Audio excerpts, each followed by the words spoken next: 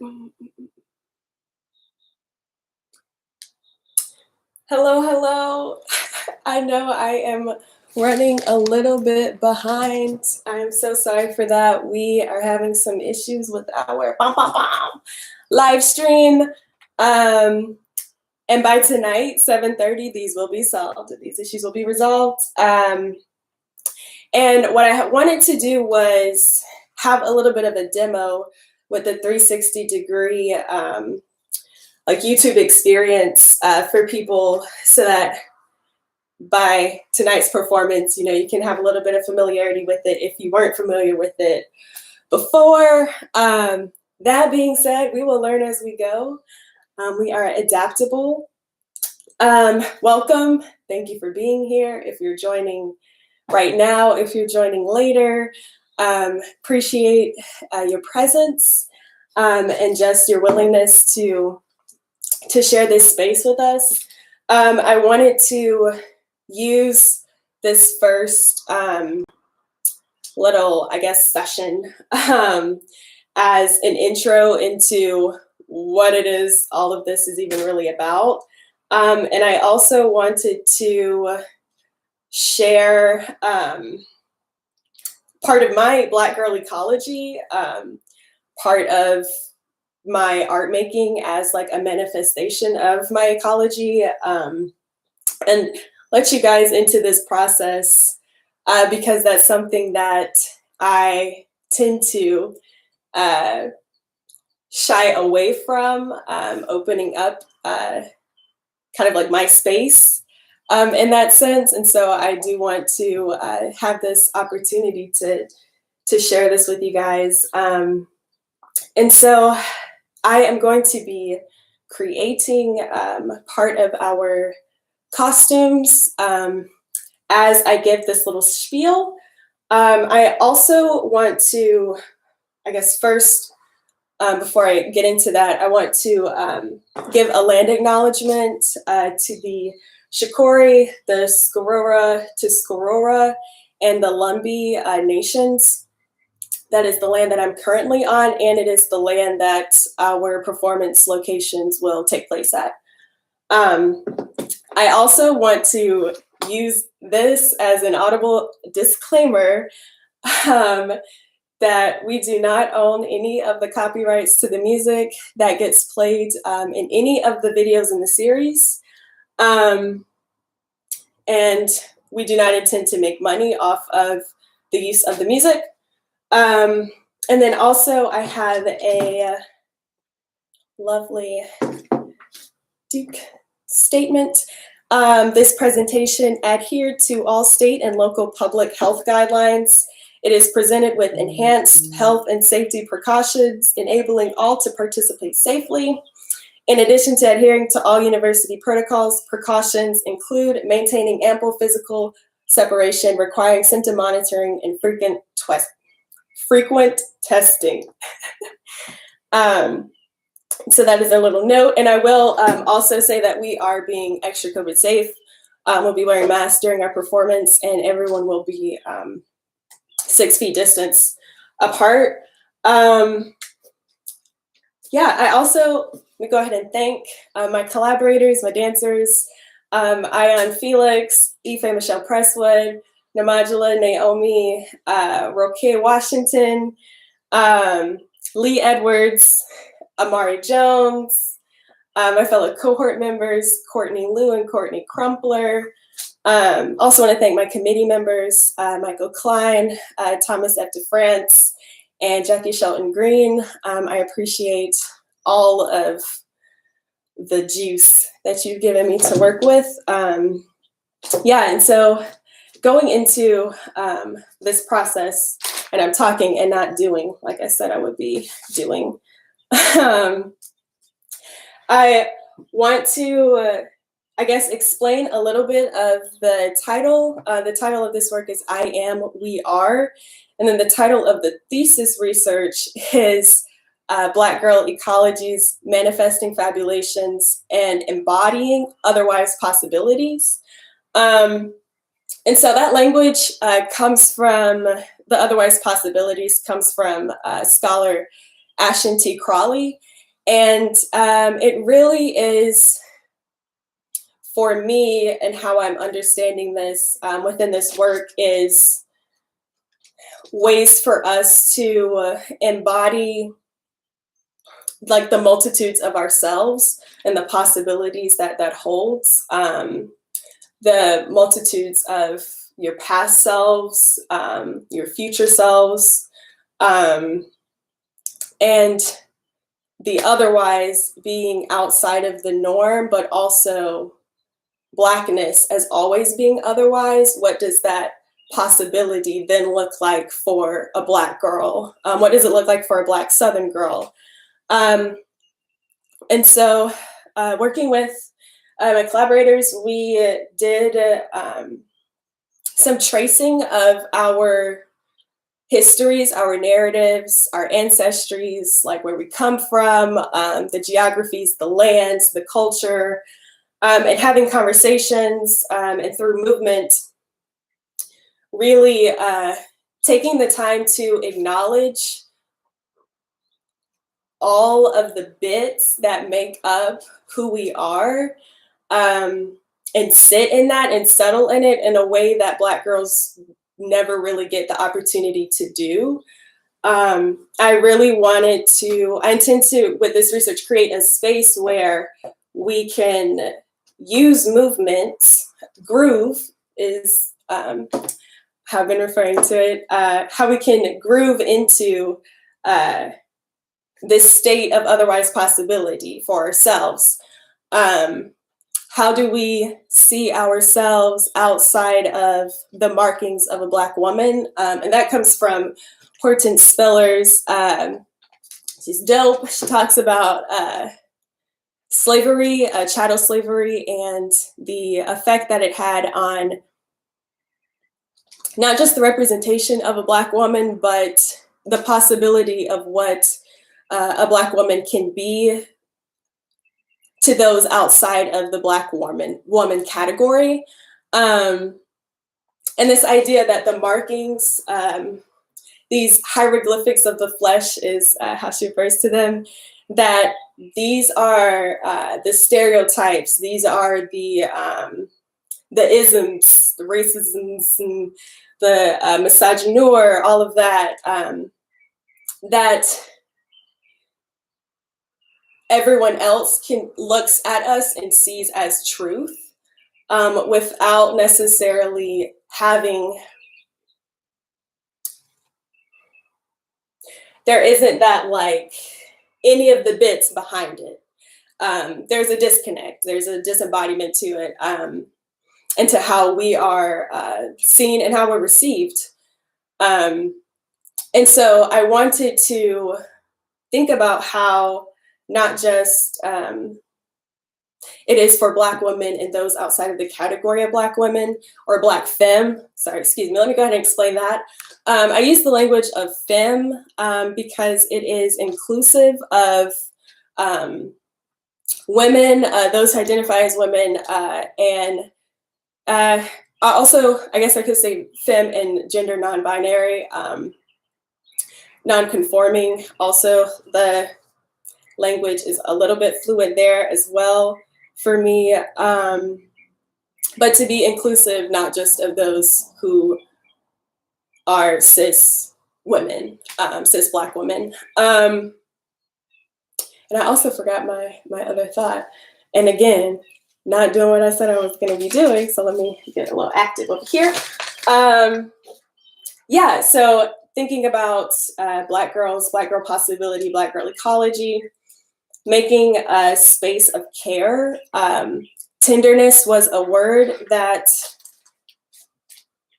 really held a lot of power for me in the past couple of years, especially with the ongoing pandemic. I think we could all use a little tenderness for ourselves. Oh, and I remembered my thought. So what I was saying before is I wanted to focus not just on the relationship between Black women and the category outside of Black women or Black femme, but to also really hone in on how the markings of a Black woman and the what we read as truth for Black femme, how is that affecting our encounters between each other? How are Black women, how are grown Black women affecting little Black girls? How are little Black girls affecting each other? What are these dynamics, and how can we inject more tenderness and care and love into our encounters with each other? And how can we bring all of ourselves, all of the possibility that we hold into the space and share it together? So that's what I was really concerned with, and how do we cultivate that? And so it became a space of listening, of opening, and kind of like expanding, while also like settling deeper into yourself. And I wanted this to be a place for us to be able to linger, to rest, to wander, to dream, to be fluid, to play. A lot of these verbs, these actions that we don't often get the freedom or have the capacity to hold within ourselves, sometimes, because it is very difficult to be a Black woman. Yes, and to exist in all that we are, in our multitudes. And what I also wanted to do was lead us through a little bit of what we, some of the like method that we've been doing to like get into our bodies, into ourselves. Y'all, I didn't glue one piece. Yeah, and let's go ahead and we'll go ahead and start with a little bit of embodiment. If you are in a place that you are comfortable, I just want you to close your eyes and just inhale and exhale. Make a little bit of a shift.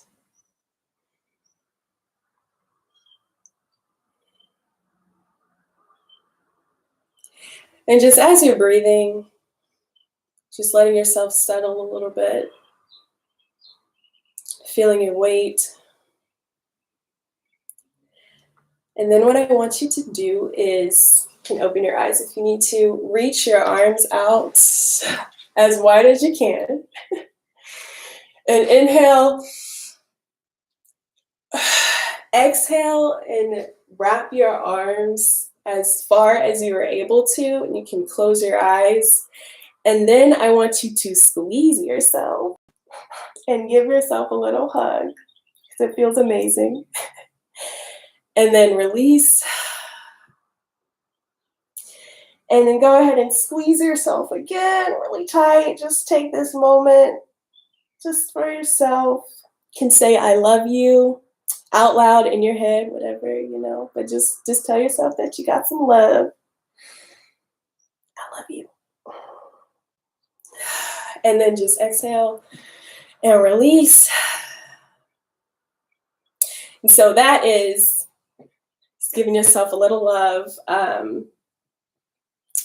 I would encourage you to do that every day if you can. It feels great. There's nothing like hugging yourself.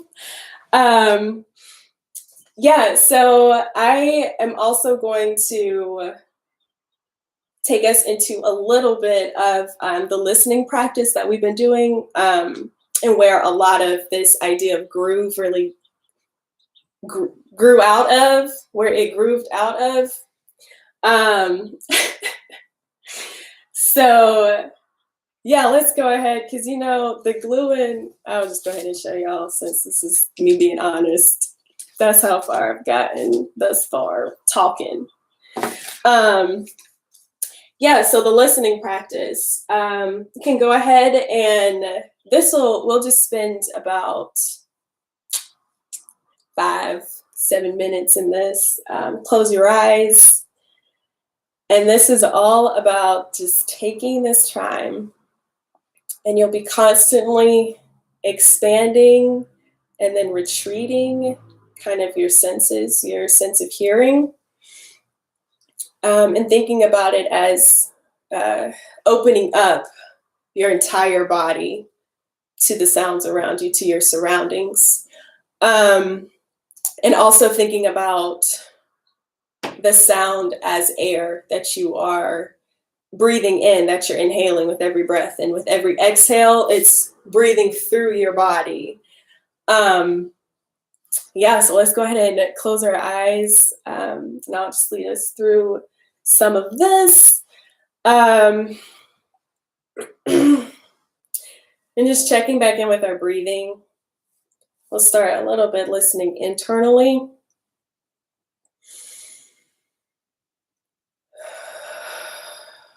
And you do not have to breathe with me at this pace.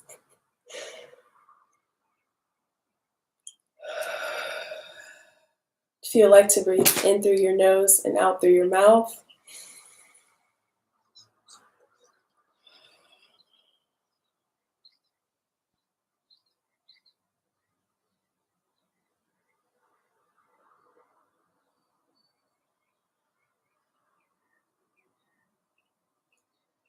And as you breathe, I want you to find the rhythm of your breath.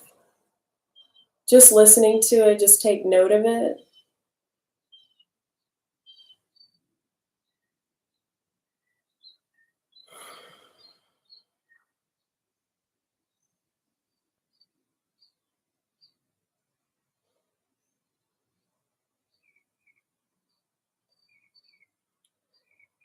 And then see if, while you're holding the rhythm of your breath, you can check in to the rhythm of your heartbeat.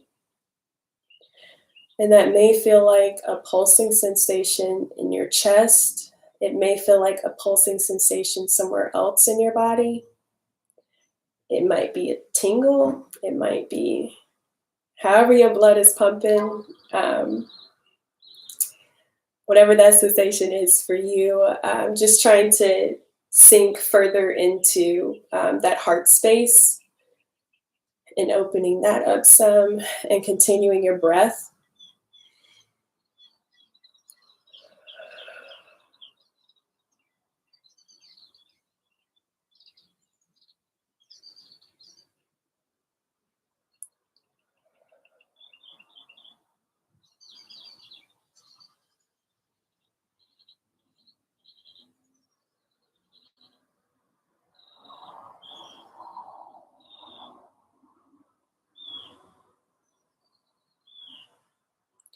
And just seeing where your breath and your heartbeat,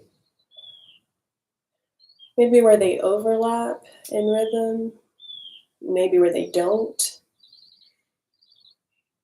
Just holding those kind of to the front of your awareness.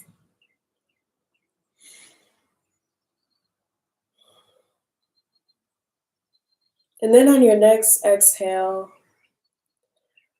I want you to just open up your ears and just pick up one sound.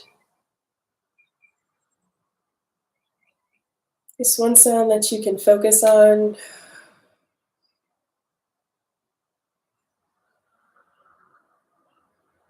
Continuing to breathe.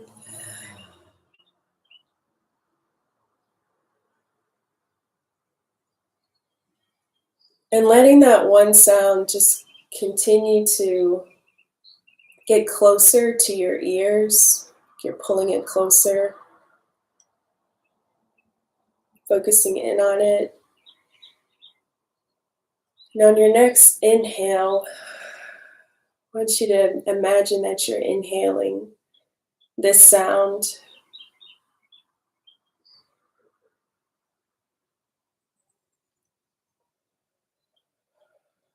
And as you exhale, just continuing to let that sound flow through your body, through your awareness. Like right now, I'm hearing a bird chirping. And maybe there's a rhythm to the sound. I think there's a rhythm to all sound in some way, shape, or form. But just listening to when you don't hear the sound. Again, continuing to breathe.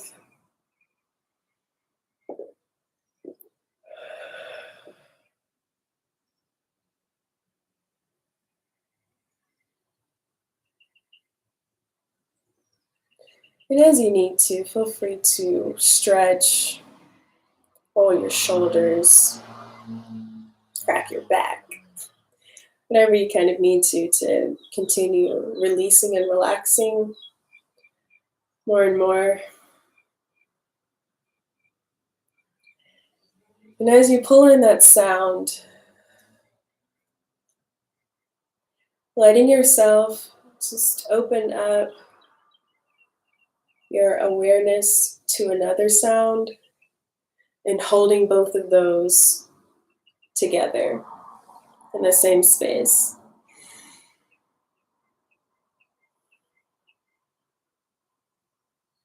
So if it's helpful, you can almost imagine the direction that you're hearing the sound in.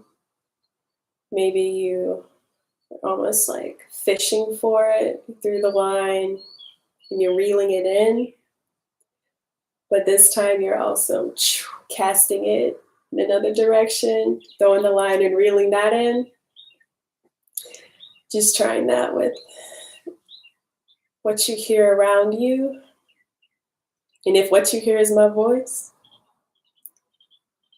let it be. And again, you can always return to your breath if you find yourself kind of wavering, be away from kind of being more inward and having that like mind's eye focus, like internal gaze.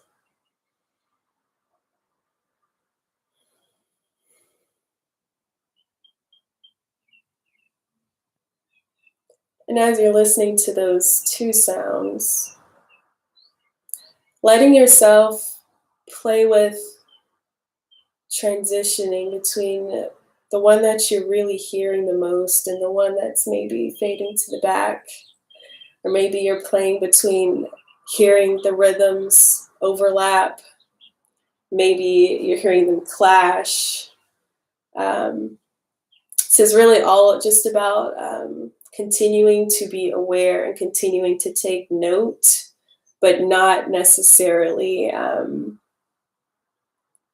you don't need to grip onto anything. You can just hold on to it a little bit. And if you gotta let it go, you can let it go.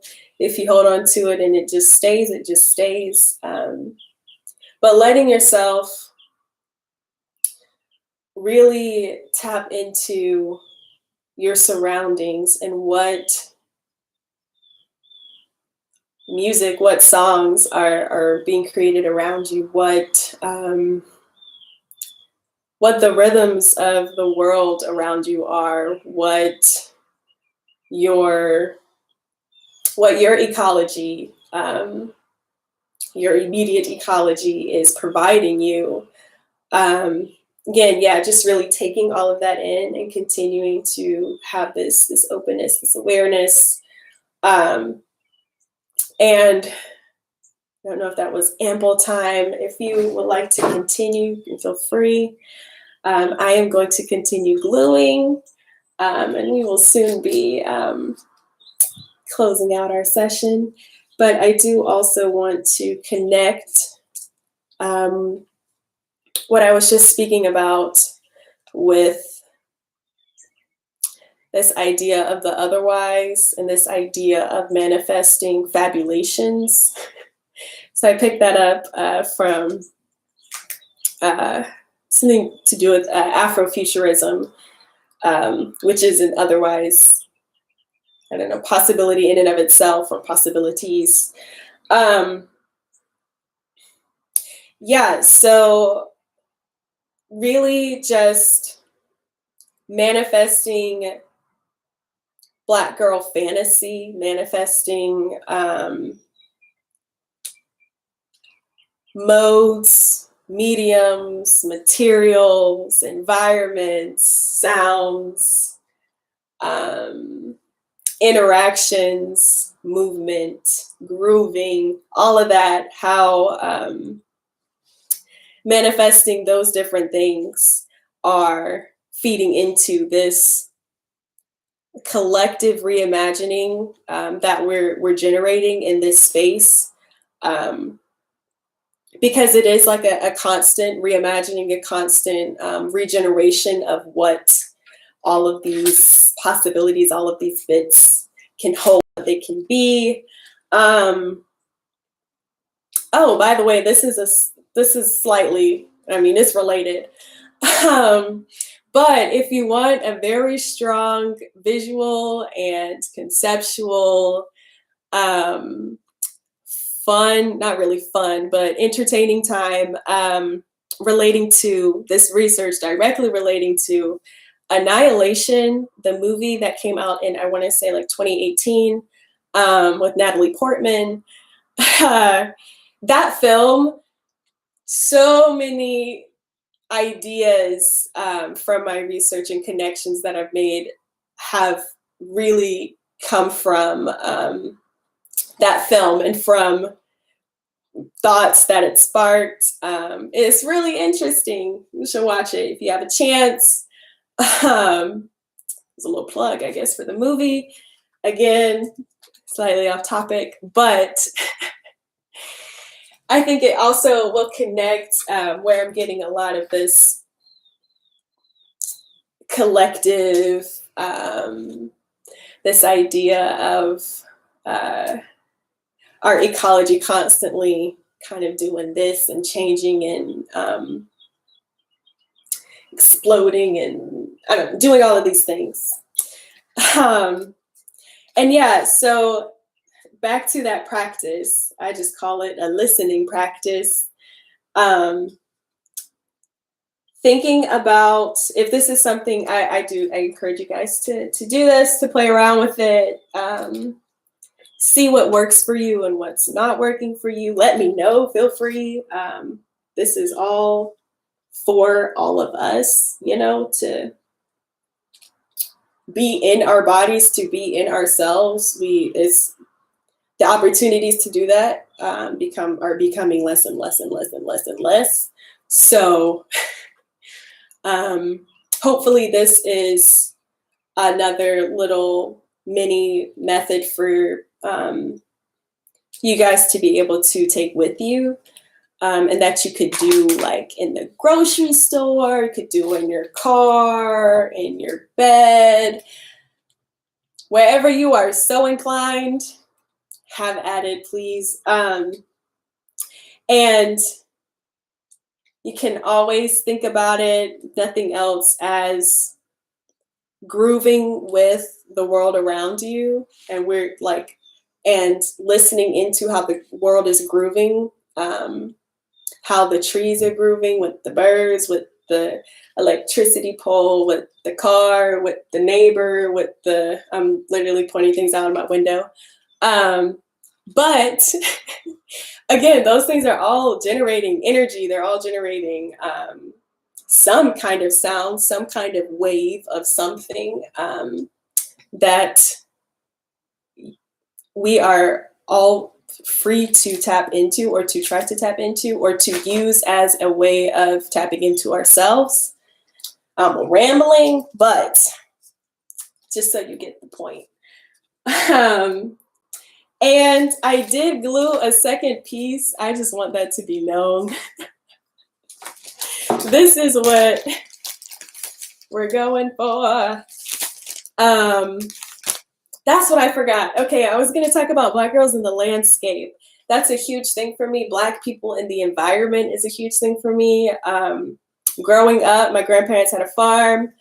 When my grandparents weren't able to take care of it, my dad took over the farm. You know, we was out there with the hay, jumping haystacks, running tractors, whatnot. Just dirt road living.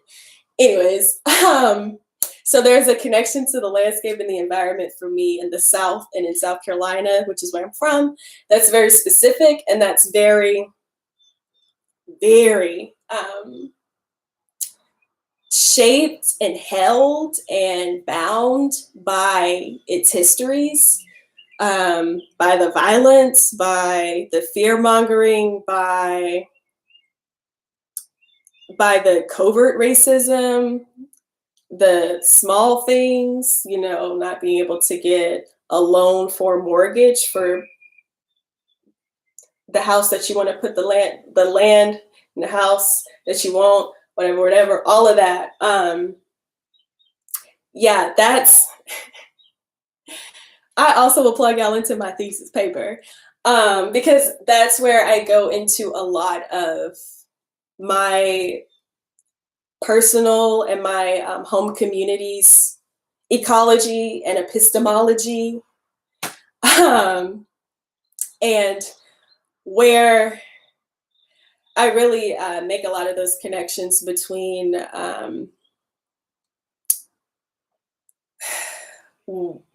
what it is to be a Black rural Southerner, and how your relationship with the environment can change or is different, what that really looks like for different people, talking to people in my community. Shout out to Miss Brown, shout out to Miss Maisie. Okay. Yeah, so I really honed in on South Carolina, Batesburg, Leesville, New Ellington, Rich Spring, Monetta, Saluda. These are, you know, small. But where I'm from and where my family is from, as far back, kind of in a sense that we can really connect to it or trace it and like really I feel like a connection to it, to our history. And so that's another thing for Black Americans, is this disconnection. And then I find Black Americans who grow up kind of like in the communities like I grew up in, that are severely, in a sense, disconnected from certain histories and ancestries. And not to say that we are completely disconnected, we're not. And there are so many things that show up in so many ways that we can't even, you know, pick up or trace, because it's just there, it's in us, and it's being transmitted between us and through us. But there is a disconnect in how I think you view yourself and can view your Blackness, when the only model that you have is the Black American within the white American container, and how when you don't have another model to point to, that is where the internalization of the racism, of the hatred, that's where I feel it runs rampant, is when there is no other model, or when the models are so far from you, and that you don't have proximity to. Yeah, I'm getting into my whole spiel, which I could keep going, but as you can see, I'm not gluing. Yes, so I wanted us to have the opportunity as Black Southern girls to just be out in the land. All of our performances are outside in the woods. To have that opportunity, because there is, to have the opportunity and to really carve out a space where I can say you will be safe to linger, to wander, to rest, to play, to do these things that we are never guaranteed. And I cannot say I can never say I'm Black. I can't say there's 100% guarantee of safety, but we have taken a lot of measures to ensure that it is well known who we are, where we'll be, what we'll be doing, so that we can then just have this free mind space to just go and to groove and to vibe and to, have a good time, be with each other in a way that we really don't have hardly any opportunity to be. And I would also like to just acknowledge that I do have a crazy, crazy opportunity to do this and to try to even create this space and to work with other Black femme, and for us to be willing to share so much of ourselves, to share that fluidity, to share the Blackness, the feminist, the queerness, the everythingness, the allness that we are. And I can acknowledge that that is not a reality for most of us, and that probably won't be necessarily our reality once we leave. But I hope that as an artist, that's something that I can keep doing, and that's something that I will always find the willpower, the support, the everything for, because it's so important. And I never want a Black girl to grow up into a Black woman and to live her whole life and to not feel as if she never got to either exist in who she is or to explore who she is or to take time with herself. That is so rare. And it really does come down to it comes down to the time that you have, it comes down to the energy that you have. And this comes down to, I'm a student at a private university. I am a TA and do work study. So I'm not working outside of the university. So there are so many privileges that I'm getting that I know are feeding into, carving into this space that I hope to be able to carry out into the community. And, if you guys have ideas, thoughts, anything really, I'm open to just hearing from you guys. We will have a live chat, I believe, going for all of the performances. And as it said on the poster, I'll just go ahead and repeat that all of the performance durations are different. They will vary, but they will not exceed 1 hour. You will not be there for 1 hour, but they will also, every live stream will be recorded, and archived on the channel. So whenever you click the link, they should just pop up. So if you don't check back in until Sunday, if you don't check back in until April, if you don't remember until 2023, you will still be able to look at this series, and it will be continuing, through the summer, through the year. We're going to be doing some things. So I will see you guys hopefully at 7:30. If not, I'll see you another time, another day. But thanks for joining. This was great, even though